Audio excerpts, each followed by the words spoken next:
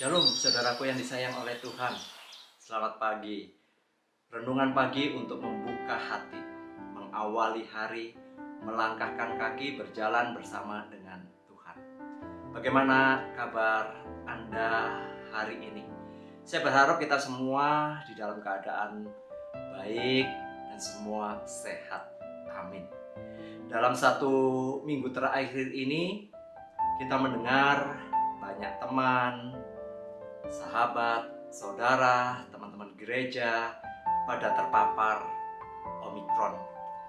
Gereja yang pada waktu yang lalu sudah boleh menikmati ibadah secara onsite, namun minggu ini kembali kepada online.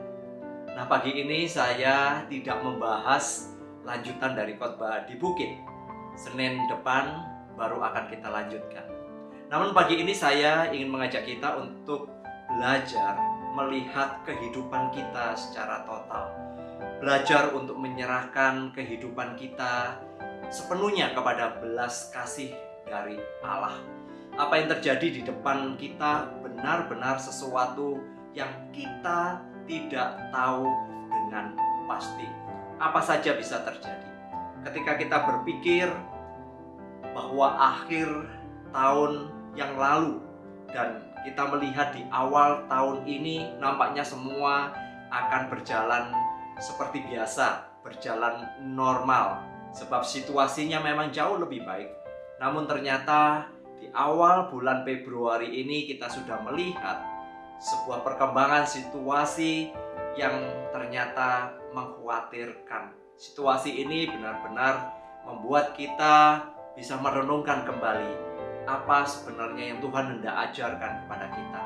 Meskipun kita memperoleh banyak info tentang Omikron, namun jujur saja kita masih ada kekhawatiran, bahkan ketakutan tersendiri, apalagi itu adalah orang terdekat yang terpapar Omikron. Firman Tuhan pagi ini terambil dari surat Efesus pasal yang kelima, ayat yang ke-15 dan 16. Dan saya akan membacakan di dalam versi bahasa Indonesia sehari-hari yang berkata demikian. Sebab itu perhatikanlah baik-baik cara hidupmu. Jangan hidup seperti orang-orang bodoh. Hiduplah seperti orang-orang bijak. Gunakanlah sebaik-baiknya setiap kesempatan yang ada padamu, karena masa ini adalah masa yang jahat. Hidup kita di dalam Kristus adalah hidup yang terus mengalirkan damai sejahtera sejati dari Allah.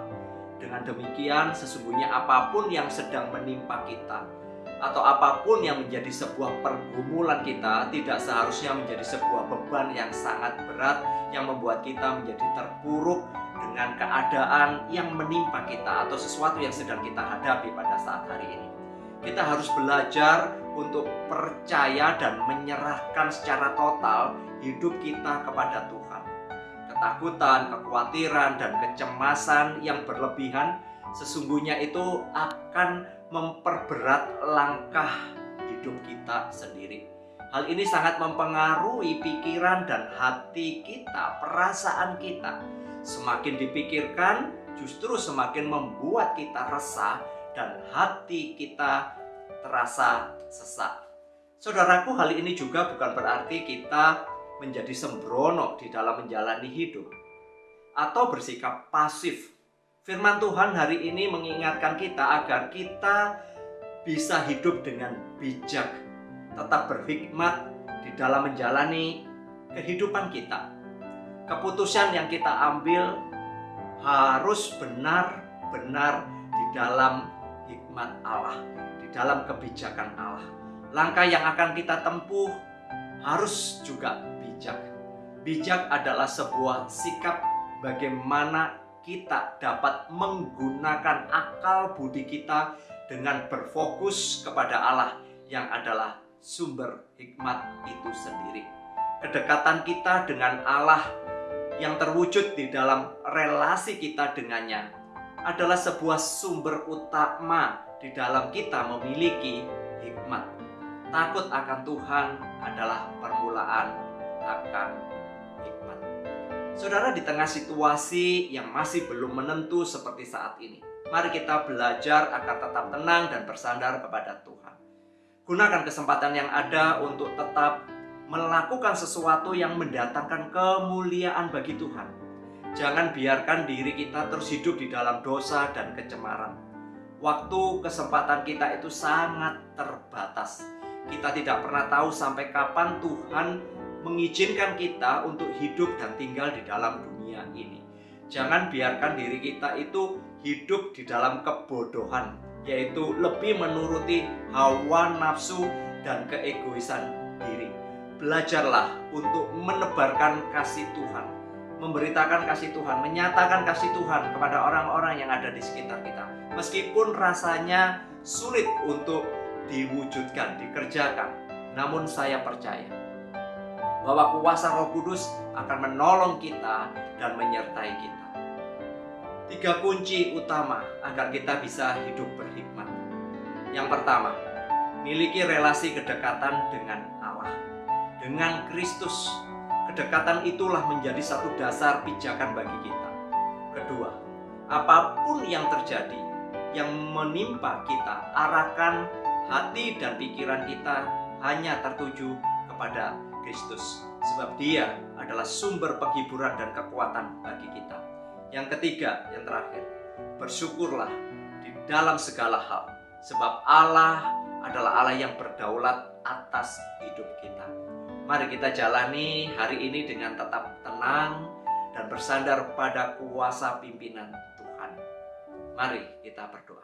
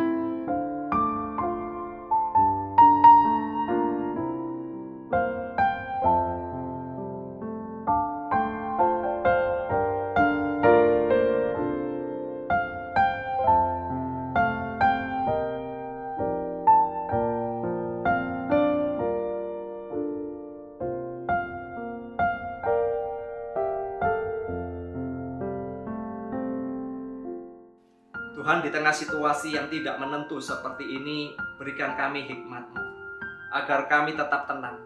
Kami tidak tahu apa yang ada di hadapan kami, tapi kami akan tenang ketika Engkau senantiasa menyertai kami, memegang kami, dan mengawal setiap langkah kami. Arahkan mata hati kami tertuju kepadamu, ya Tuhan, sehingga apapun yang menimpa kami, apapun yang terjadi di dalam hidup kami tetap boleh mengucap syukur, karena Engkau adalah Allah yang berdaulat atas hidup kami. Terpujilah Engkau. Kami serahkan perjalanan kami hari ini di tengah-tengah Omikron yang merebak.